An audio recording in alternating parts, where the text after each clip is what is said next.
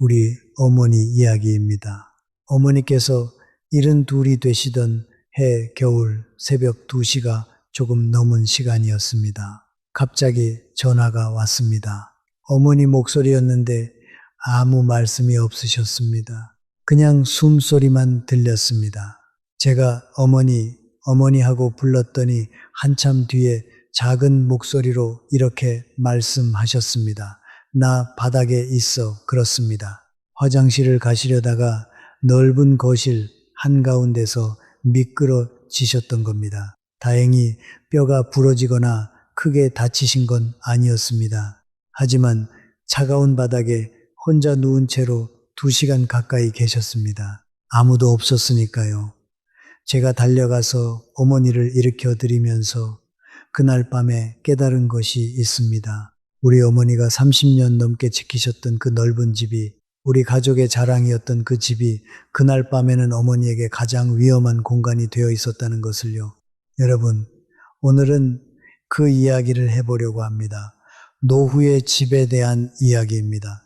가장 비싼 집이 아니라, 가장 넓은 집이 아니라 끝까지 나를 지켜주는 집이 어떤 집인지 이준호가 여러분과 함께 천천히 생각해 보겠습니다. 오늘 이 이야기를 시작하기 전에 여러분께 한 가지 여쭤보고 싶습니다. 지금 살고 계신 집에서 20년 이상 사셨다면 댓글에 1번을 남겨주세요. 은퇴 후에 이사를 하신 분은 2번, 지금 이사를 고민하고 계신 분은 3번을 남겨주세요. 여러분이 어떤 자리에 계신지 저도 참 궁금합니다. 자, 그러면 첫 번째 이야기부터 시작해 보겠습니다. 대전에 사시는 정현숙 씨는 74 퇴직 공무원이십니다. 남편은 3년 전에 먼저 떠나셨고 지금은 혼자 사십니다. 방이 4개인 아파트에서요. 아이들 셋이 다 서울로 인천으로 떠났고 지금 그 방들은 문이 다 닫혀 있습니다. 정현숙 씨는 처음에는 괜찮으셨다고 합니다. 공무원 출신이라 성격이 꼼꼼하고 단단하신 분이어서 혼자도 잘 하신다고 생각하셨답니다. 그런데 겨울이 오면서 달라지기 시작했습니다. 밤에 화장실을 가는 일이 점점 불안해지셨습니다. 거실을 가로질러야 하는데 불을 켜기도 귀찮고 그냥 어둠 속에서 걷다 보면 내가 지금 어디 있는지 잠깐 헷갈리는 그 순간이 겁이 나기 시작하셨다는 겁니다. 그분이 이렇게 말씀하셨습니다. 밤마다 화장실 가는 게 두려워요. 그 말을 들었을 때 제 마음이 참 무거워졌습니다. 여러분, 혹시 이런 경험 있으십니까? 집이 오래되지 않았습니다. 구조도 바뀐 것이 없습니다. 그런데 예전에는 아무렇지 않던 그 거실이, 그 복도가, 그 계단이 어느 날부터인가 조금 달라 보이기 시작하는 그 느낌, 그것이 집이 나를 위협하기 시작하는 첫 번째 신호입니다. 서울아산병원 노인의학연구팀이 발표한 내용에 따르면 65세 이상 어르신들이 병원에 입원하게 되는 심각한 사고의 절반 가까이가 집 안에서 발생합니다. 그것도 낯선 곳이 아니라 평생 살아온 바로 그 집 안에서 일어납니다. 특히 밤에 이동하는 침실과 화장실 사이, 넓은 거실 한가운데, 그리고 계단이 가장 위험한 공간으로 나타났습니다. 집이 크면 클수록 밤에 이동하는 거리가 길어집니다. 이동 거리가 길수록 위험은 커집니다. 이건 나이 탓이 아닙니다. 집의 구조 탓입니다. 많은 분들이 좋은 집을 떠올리실 때 아직도 젊을 때의 기준으로 생각하십니다.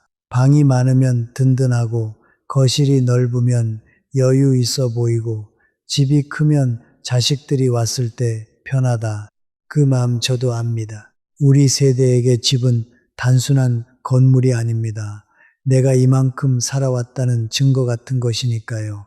어려웠던 시절에 첫 내 집을 마련했을 때의 그 기쁨, 아이들 키우며 온 가족이 모이던 그 집이 곧 나였습니다. 그런데요, 그 집을 지금 매일 얼마나 쓰고 계십니까? 방이 4개인데 문을 여는 방은 몇 개입니까? 화장실이 2개인데 매일 쓰는 화장실은 하나입니까? 넓은 주방에서 매일 식사 준비를 하십니까? 아니면 간단히 드실 것만 만들고 계십니까? 이 질문들을 솔직하게 생각해 보시면 좋겠습니다. 창원에 사시는 임종수 씨는 72이십니다. 퇴직 후 방 3개짜리 아파트에서 혼자 사셨는데 큰 방, 작은 방, 그리고 이른바 진방이 하나 있었습니다. 진방에는 아이들이 어릴 때 쓰던 책상, 결혼식 때 받은 화분 받침대, 사진 앨범 수십 권, 못 입는 옷이 가득한 박스들이 들어 있었습니다. 10년 동안 한 번도 정리하지 못하셨다고 합니다. 버리려고 하면 손이 안 가고 그렇다고 쓰지도 않고 그 방문을 열면 왠지 마음이 무거워지셨다고 합니다. 어느 날 임종수 씨가 결심을 하셨습니다. 방 2개짜리 작은 아파트로 이사를 하겠다고요. 처음에는 자식들이 다들 반대를 했습니다. 아버지, 왜 그런 데로 가려고 하세요? 지금 집이 얼마나 좋은데요. 하지만 임종수 씨는 결심을 굳히셨습니다. 이사를 하고 나서 가장 먼저 달라진 것은 아침이었다고 합니다. 예전에는 아침에 일어나면 제일 먼저 안 쓰는 방들을 둘러보고 환기하고 청소기 돌리고 그렇게 기운을 다 쓰고 나면 외출할 마음이 이미 사라졌다고 합니다. 지금은 아침에 일어나면 간단하게 방 하나 정리하고 바로 나갑니다. 동네 공원에서 30분 걷고 집에 돌아오면 하루가 이제 막 시작된 기분이라고 하셨습니다. 임종수 씨가 이런 말씀을 하셨습니다. 집이 작아지니까 내 하루가 커졌습니다. 참 묘한 말이에요. 저는 이런 생각이 듭니다. 젊었을 때 좋은 옷은 멋있고 누가 봐도 폼이 나는 옷이었습니다. 그런데 나이가 들면 제일 좋은 옷은 내 몸에 딱 맞고 가볍고 어깨를 짓누르지 않는 옷이더라고요.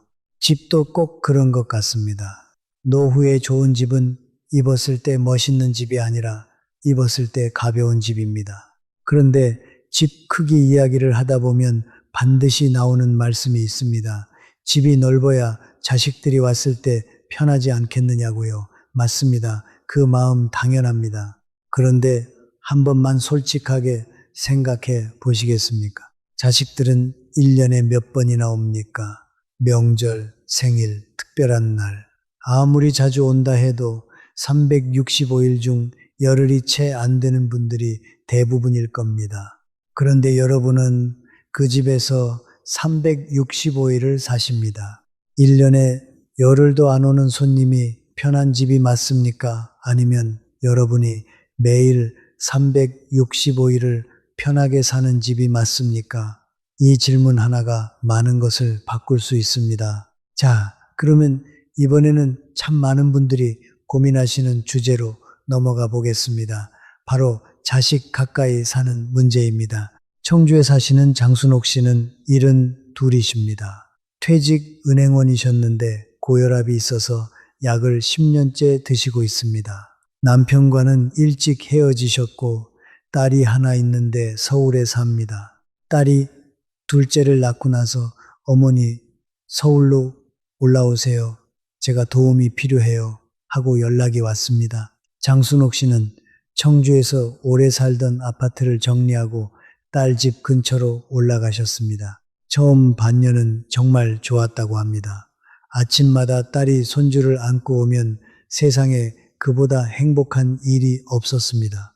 주말에는 온 가족이 함께 밥을 먹고 오랜만에 집안에 웃음소리가 가득했습니다. 그런데 시간이 지나면서 하루가 조금씩 달라지기 시작했습니다. 엄마, 오늘 오전에 좀 와줄 수 있어? 엄마, 이따 저녁에 애 좀 봐줘. 엄마, 갑자기 일이 생겼는데 오늘만 부탁해. 처음에는 기꺼이 하셨습니다. 손주 곁에 있는 것이 행복이었으니까요. 하지만 어느 순간부터 내 하루가 없어지기 시작했다고 합니다. 동네 복지관에서 수채화를 배우고 있었는데 딸의 연락에 수업을 빠지게 되고 오랜 친구와 점심 약속을 잡았다가 취소하게 되고 아침에 혈압약을 챙겨 먹으려다가 서둘러 나가면서 그냥 지나치게 되고 어느 날 수채화 도구함을 열어보니 붓이 다 굳어 있었습니다. 2달이 넘도록 한 번도 쓰지 않았으니까요. 장순옥 씨가 조용히 말씀하셨습니다. 나는 딸한테 가까이 간 게 아니라 내 삶에서 멀어진 거였어요. 이건 딸이 나빠서가 아닙니다. 딸도 바쁘고 엄마가 가까이 있으니 자연스럽게 기대게 된 겁니다. 문제는 사람의 마음이 아니라 거리의 구조입니다. 너무 가까우면 부탁이 쉬워집니다. 부탁이 쉬워지면 그것이 당연한 일이 됩니다. 당연한 일이 되면 어느 순간 내 하루의 중심이 내 삶이 아니라 다른 사람의 필요 쪽으로 기울어집니다. 오래전 철학자 세네카가 이런 뜻의 말을 한 적이 있습니다. 가장 깊은 사랑은 서로를 닮아가는 것이 아니라 서로의 차이를 지켜주는 것이라고요. 저는 부모와 자식 사이의 거리도 꼭 그렇다고 생각합니다. 불을 생각해 보세요.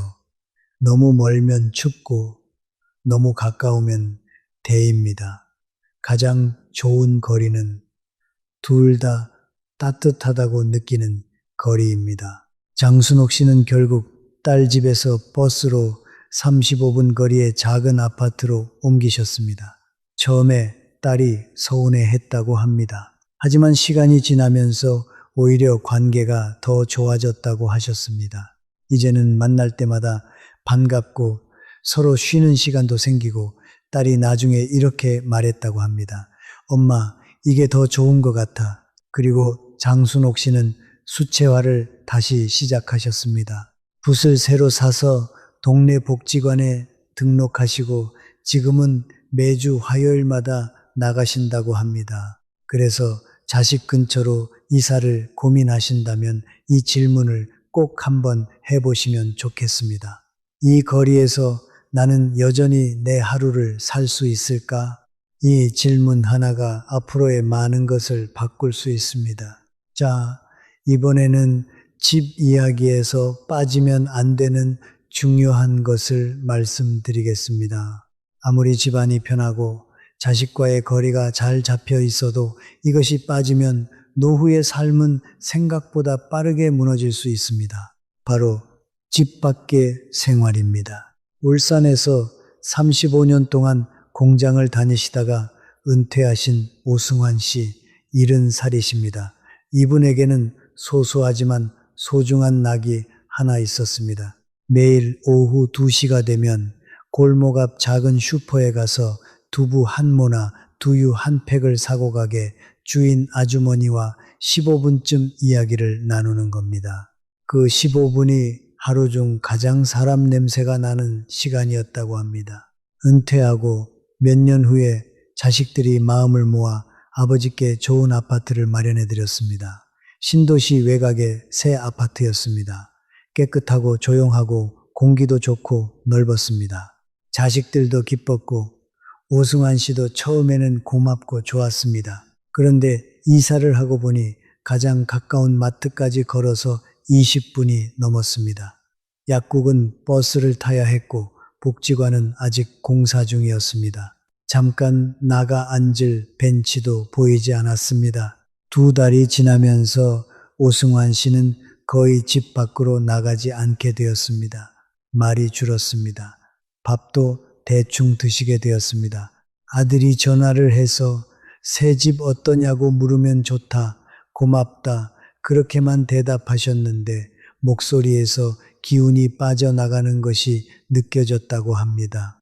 결국 오승환 씨는 8개월 만에 예전에 살던 동네로 돌아가셨습니다. 오래된 아파트, 좁고 낡았지만 골목 앞에 슈퍼가 있고 약국이 걸어서 7분이고 아침마다 공원에서 예전 동료들을 만날 수 있는 곳이었습니다. 돌아오고 나서 이렇게 말씀하셨습니다. 집은 예전 집이 훨씬 좁은데 하루는 여기가 훨씬 살만합니다. 미국 하버드대 공중보건대학원이 65세 이상 어르신이 400여 명을 7년 동안 추적 조사한 결과가 있습니다.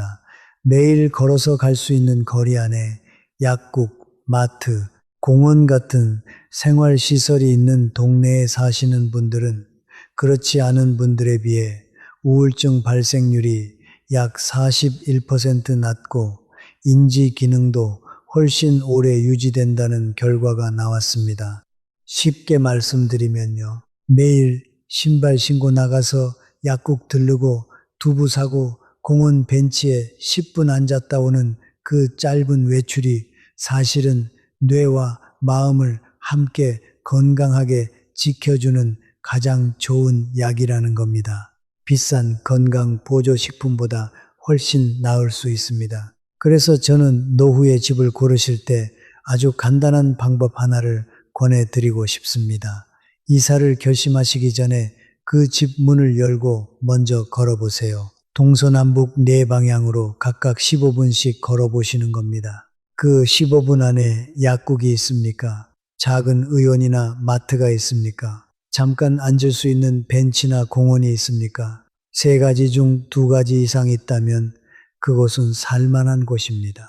하지만 15분을 걸어도 담벼락과 도로밖에 보이지 않는다면 아무리 집안이 좋아도 한 번 더 생각해 보셔야 합니다. 집안에 뭐가 있느냐보다 집 문을 열었을 때 내 하루가 이어질 수 있느냐, 이것이 노후의 집을 고르는 데 있어 핵심 기준 중 하나입니다. 이런 이야기가 마음에 와닿으셨다면 구독 한번 눌러주세요. 매일 이런 이야기로 찾아뵙겠습니다. 좋아요도 눌러주시면 오늘 우리가 나눈 이야기가 의미 있었다는 뜻으로 받겠습니다. 자, 이번에는 많은 분들이 간과하시는 매우 중요한 이야기를 드리겠습니다. 집을 고르실 때 지금의 몸 상태를 기준으로 결정하지 마시라는 겁니다. 5년 뒤, 10년 뒤에 내 몸을 기준으로 생각하셔야 합니다. 수원에 사시는 윤재호 씨는 77이십니다. 부인 홍미선 씨는 73. 두 분이 수원 구도심의 2층 단독주택에서 28년을 사셨습니다. 엘리베이터가 없는 집이었는데 윤재호 씨는 60대 초반까지도 매일 아침 계단을 5번씩 오르내리며 운동을 하실 정도로 건강하셨습니다. 그게 자랑이셨습니다. 그런데 65을 넘기면서 무릎이 조금씩 아프기 시작했습니다. 처음에는 날씨가 흐릴 때만 쑤시는 정도였습니다. 그런데 해가 지나면서 계단 오르는 일이 점점 무거워졌습니다. 예전에는 운동이었던 계단이 이제는 매일 아침 넘어야 하는 두려움이 된 겁니다. 홍미선 씨도 힘드셨습니다. 부엌이 1층이고 침실이 2층이니 밥 한 끼 차리려면 계단을 4번은 왔다 갔다 해야 했습니다. 두 분은 3년을 버티셨습니다. 매일 조심조심 손잡이를 꽉 잡고 한 발 한 발 결국 엘리베이터 있는 작은 아파트로 이사하셨는데 윤재호 씨가 이사하고 나서 이런 말씀을 하셨습니다. 그때 창에서 보이는 감나무가 좋다고 버텼는데 그 감나무 때문에 3년을 고생한 거였습니다. 처음부터 5년 뒤 내 무릎을 생각했더라면 그 고생은 안 해도 됐을 텐데 서울 아산병원 노인재활의학과 자료에 따르면 65세 이후 신체 변화는 우리가 생각하는 것보다 훨씬 조용하고 빠르게 일어납니다. 어느 날 갑자기 쓰러지는 것이 아니라 아주 천천히 한 해 한 해 조금씩 슬그머니 달라집니다. 예전에는 아무렇지 않던 계단이 요즘은 한 번 더 손을 짚게 되고 예전에는 가볍던 장바구니가 요즘은 두 손이 필요하고 비 오는 날 외출이 점점 꺼려지기 시작하는 것. 그게 인생입니다. 그래서 지금 집을 고르실 때 이 질문을 꼭 해보셔야 합니다. 지금 내 몸에 맞는 집입니까? 아니면 5년 뒤 내 몸에도 맞는 집입니까? 아직 괜찮은데 뭘 벌써 걱정하냐고 하실 수 있습니다. 그 마음 이해합니다. 하지만 저는 이렇게 말씀드리고 싶습니다. 괜찮을 때 준비해야 괜찮지 않을 때도 괜찮습니다. 이건 불안해서 하는 준비가 아닙니다. 미리 준비해 두면 나중에 불안하지 않을 수 있다는 뜻입니다. 자, 그러면 이번에는 좀 더 깊은 이야기를 해보겠습니다. 많은 분들이 집을 고르실 때 살기 좋은지만 생각하십니다. 그런데 노후의 집은 살고 있는 동안만의 문제가 아닙니다. 언젠가는 그 집을 떠나야 할 때가 올 수도 있습니다. 건강이 달라지면 옮겨야 할 수도 있고 상황이 바뀌면 정리해야 할 수도 있습니다. 그리고 바로 그 순간 그 집의 진짜 모습이 드러납니다. 제주에 사시는 백정자 씨 이야기를 해드리겠습니다. 76 평생 농사를 지으신 분이십니다. 남편과 단둘이 외진 곳에 작은 집을 짓고 텃밭을 가꾸며 사셨습니다. 마당에는 남편이 손수 심은 동백나무가 있었는데 매해 봄이면 빨간 꽃이 피었습니다. 남편이 4년 전에 먼저 돌아가셨습니다. 그 뒤로 백정자 씨는 혼자 그 집을 지키셨습니다. 동백나무에 물을 주고 잡초를 뽑고 그게 남편 곁에 있는 것 같았다고 하셨습니다. 그런데 몸이 점점 약해지면서 혼자 그 집을 유지하는 것이 힘들어지기 시작했습니다. 겨울에 보일러가 고장이 나면 혼자 해결할 수가 없었습니다. 지붕에서 바람 소리가 이상하게 나면 사람을 불러야 하는데 외진 곳이라 수리 기사가 오는 데만 반나절이 걸렸습니다. 자식들은 모두 육지에 있어서 자주 오기가 어려웠습니다. 결국 결심을 하셨습니다. 자식 가까이, 병원 가까이, 사람 가까이 가자고요. 그런데 막상 집을 내놓으니 보러 오는 사람이 없었습니다. 외진 곳이라 수요가 없었고 가격은 계속 떨어졌습니다. 1년이 지나도 팔리지 않았습니다. 가격을 크게 낮춰도 마찬가지였습니다. 백정자 씨는 2년 가까이 떠나고 싶은데 떠나지 못하는 상태로 사셨습니다. 몸은 점점 힘들어지고 집은 팔리지 않고 새 집을 구할 돈은 모자라고 갈 수도 없고 있을 수도 없는 그 시간이 거의 2년이었습니다.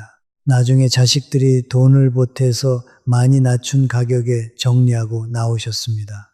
백정자 씨가 이렇게 말씀하셨습니다. 이 집이 우리 부부의 꿈이었는데 그 꿈이 나를 붙잡는 새장이 될 줄은 몰랐습니다. 여러분, 혹시 집안에 오래된 옷장이 있으십니까? 10년, 20년 된 옷들이 가득 걸려 있는데 입는 옷은 서너 벌 뿐이고 나머지는 추억이 담겨 있어서 손이 안 가는, 그런데 그 옷장이 가득 차 있으면 정작 오늘 입을 옷을 고르는 일이 더 힘들어집니다. 집도 꼭 그렇습니다. 사랑이 담긴 집, 인생이 담긴 집, 그 집을 떠나는 것이 그 모든 시간들을 버리는 것처럼 느껴지실 수 있습니다. 하지만 떠남은 버림이 아닙니다. 추억은 집 안에 있는 것이 아니라 내 안에 있는 것이니까요. 노자는 이런 말을 했습니다. 족한 줄 알면 욕됨이 없고 그칠 줄 알면 위태롭지 않다고요. 제때 내려놓을 줄 아는 것은 과거를 배신하는 것이 아니라 남은 시간을 존중하는 것입니다. 그래서 집을 고르실 때 이것도 함께 생각해 보시면 좋겠습니다. 이 집은 지금 살기 좋은 집인가? 그리고 나중에 떠나야 할 때 내 선택을 막지 않는 집인가? 이 질문이 나중에 참 큰 차이를 만들 수 있습니다. 자, 이제 마지막 이야기입니다. 오늘 이야기의 결론이기도 합니다. 천안에 사시는 이영호 씨 71살이십니다. 평생 초등학교 선생님을 하셨고 은퇴하신 지 6년이 되셨습니다. 부인이 3년 전부터 치매가 오셔서 지금은 요양원에 계십니다. 이영호 씨가 사시는 곳은 방 1개짜리 작은 아파트입니다. 특별한 것이 아무것도 없는 집입니다. 전망이 좋은 것도 아니고 새 건물도 아니고 넓은 곳은 더더욱 아닙니다. 그런데 이분의 하루를 들어보면 뭔가 다른 느낌이 듭니다. 매일 아침 6시에 일어나서 창가에 놓인 화분 3개에 물을 줍니다. 고추나무 하나, 방울토마토 하나, 이름 모를 작은 선인장 하나, 그 다음 냄비에 죽을 끓입니다. 혼자 먹는 아침이지만 꼭 예쁜 그릇에 담아서 드신다고 합니다. 식사를 마치면 작은 책상에 앉아서 공책에 3줄을 씁니다. 예전에 아이들한테 나눠주던 그 네모칸 공책 있지 않습니까? 그 공책에 오늘 한 일, 내일 하고 싶은 일, 그리고 그날 생각난 것 한 줄, 매일 세 줄입니다. 제가 왜 쓰시냐고 여쭤봤더니 이렇게 말씀하셨습니다. 기억하려고 쓰는 게 아니라 내가 오늘도 살아있다는 걸 확인하려고 씁니다. 그 말이 참 오래 남았습니다. 글을 쓰고 나면 동네 공원에 나가서 30분 정도 걷습니다. 오후에는 복지관에서 서예를 배우십니다. 붓을 잡으면 마음이 고요해진다고 하셨습니다. 저녁이 되면 요양원에 계신 부인에게 전화를 겁니다. 부인은 이미 남편을 알아보지 못하십니다. 그래도 매일 전화해서 오늘 있었던 일을 이야기해 주신다고 합니다. 오늘 공원에서 참새가 많이 왔어요. 서예 선생님이 잘 쓴다고 하셨어요. 내일은 날씨가 맑을 거래요. 부인이 알아듣는지 모르지만 매일 겁니다. 동네 분들이 이영호 씨를 보고 이렇게 말한다고 합니다. 이 아파트에서 가장 평안해 보이는 분이라고 이영호 씨가 이렇게 말씀하셨습니다. 내 집은 특별한 게 하나도 없어요. 그런데 매일 아침 눈을 뜨면 할 일이 있어요. 물줄 화분이 있고 쓸 공책이 있고 걸을 공원이 있고 전화할 사람이 있어요. 그게 집입니다. 로마 시대 철학자 마르쿠스 아우렐리우스는 이런 말을 남겼습니다. 사람의 삶은 그가 매일 어떤 생각을 하느냐에 달려 있다고요.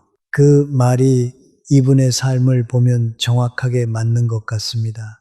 집이 크든 작든 새 것이든 낡은 것이든 도시든 시골이든 결국 그 안에서 내가 어떤 아침을 보내느냐, 어떤 오후를 보내느냐, 저녁에 누구에게 전화를 거느냐, 그것이 그 집의 진짜 가치를 만드는 것 같습니다. 오늘 이야기를 마치기 전에 한 가지만 권해드리겠습니다. 오늘 밤 주무시기 전에 종이 한 장을 꺼내서 내일 하고 싶은 일 3가지만 적어보세요. 거창한 것이 아니어도 됩니다. 화분에 물 주기, 오랜 친구에게 전화하기, 나를 위해 맛있는 것 1가지 해먹기, 딱 3가지. 3가지가 많으시면 1가지도 괜찮습니다. 중요한 것은 내일 아침 눈을 떴을 때 바닥에 발을 내려놓을 이유가 하나라도 있느냐는 것입니다. 그 이유가 있는 집이라면 그 집이 어디에 있든 얼마짜리든 몇 평이든 여러분은 좋은 집에 살고 계신 겁니다. 자, 오늘 이야기를 한번 정리해 볼까요? 첫째, 노후의 좋은 집은 넓은 집이 아니라 덜 힘든 집입니다.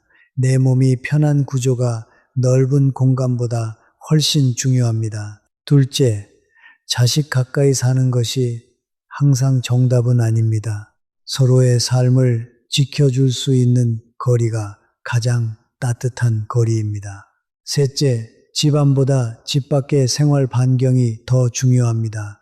15분 걸어서 갈 수 있는 범위 안에 내 하루를 지탱해 주는 것들이 있어야 합니다. 넷째, 지금의 몸이 아니라 5년 뒤의 몸을 기준으로 집을 골라야 합니다.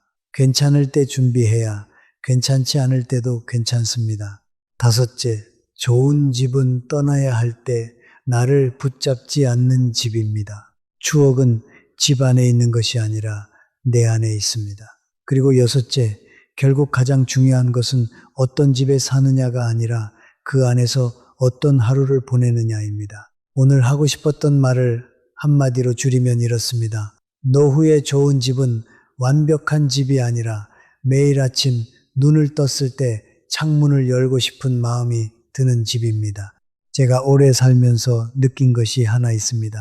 인생은 어떤 집에서 살았느냐로 기억되는 것이 아니라 아침에 눈을 떴을 때 오늘이 기대되는 마음이 있었느냐로 기억되는 것 같습니다.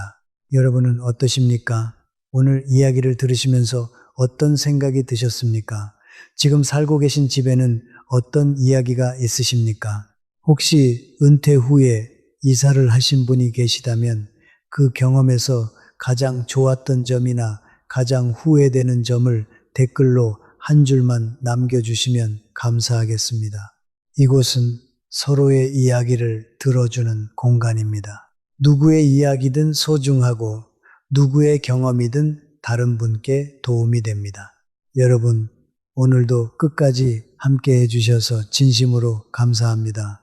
여러분은 이미 충분히 오래, 충분히 단단하게, 충분히 아름답게 살아오셨습니다. 집을 짓고 가족을 지키고 세상의 무거운 것들을 묵묵히 견뎌오신 분들입니다.